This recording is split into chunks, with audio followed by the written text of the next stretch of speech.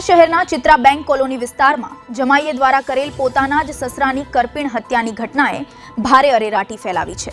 મળતી વિગતો અનુસાર ગોરધનભાઈ દસાડિયા નામના અધેડની તેમના જ જમાઈએ કરપીણ હત્યા કરી હોવાનું સામે આવ્યું છે।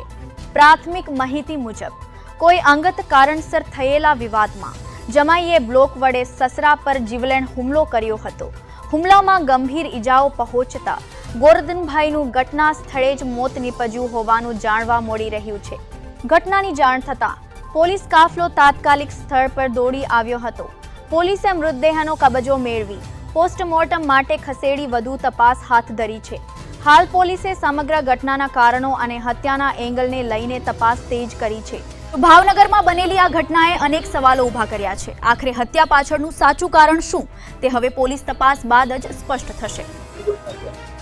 બોટ તળાવ પોલીસ સ્ટેશનના જે ચિત્રા વિસ્તાર જે છે ત્યાં બેંક કોલોનીમાં કુટુંબિક ઝઘડો થયેલો, જેમાં આ કામે જે ગોરધનભાઈ તળસીભાઈ જે છે તેના દીકરી અને જમાઈ તેની વચ્ચે જે ઝઘડો થયેલો હતો અને એ ઝઘડોમાં જે છે જે ગોરધનભાઈને માથાના ભાગે ઈંટ મારવાથી તેનું સારવાર દરમિયાન મૃત્યુ થયું છે।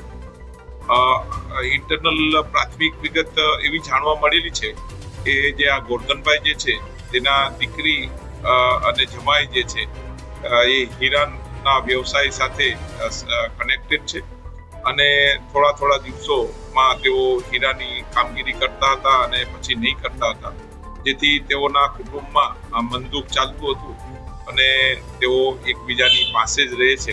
તો આ જે મનદુખના કારણે આજે જે ગોરધનભાઈને જે છે માથાના ભાગે ઈંટ મારતા તેનું સારવાર દરમિયાન મૃત્યુ થયેલું છે। પોલીસ દ્વારા હાલમાં ઇન્ક્વેસ્ટની કામગીરી ચાલુ છે અને જે આ મરણ જનાર જે છે તેના જે છે વાલી તેની પૂછપરછ કરી અને ફરિયાદ લેવાનું કામગીરી ચાલુ છે।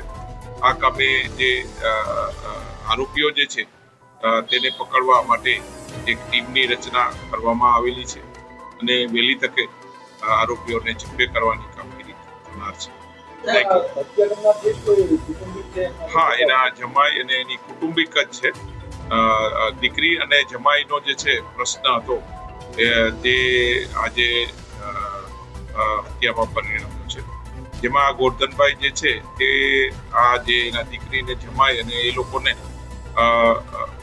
અવારનવાર ઠપકો આપતા હતા અને કામ કરવા માટે જણાવતા હતા। તેનું મનદુખ રાખી અને આજે ઝઘડો થયેલો અને તેમાં જે ગોરધનભાઈને માથાના ભાગે ઈંટ વાગી જતા તેનું સારવાર દરમિયાન મૃત્યુ થયેલું। હા, એ જ જે છે ઝઘડો જે છે એ થયેલો એ અનુસંધાને આ લોકોએ જે છે ઝઘડામાં ગોરધનભાઈને માથાના ભાગે ઈંટ વાગી ગયેલી છે એવી પ્રાથમિક હકીકત જાણવા મળેલી છે। હાલમાં જે છે તેના સંબંધીને પોલીસ દ્વારા બોલાવી અને તેની પૂછપરછ કરી ફરિયાદ લેવાનું કામ ચાલુ છે। Thank you.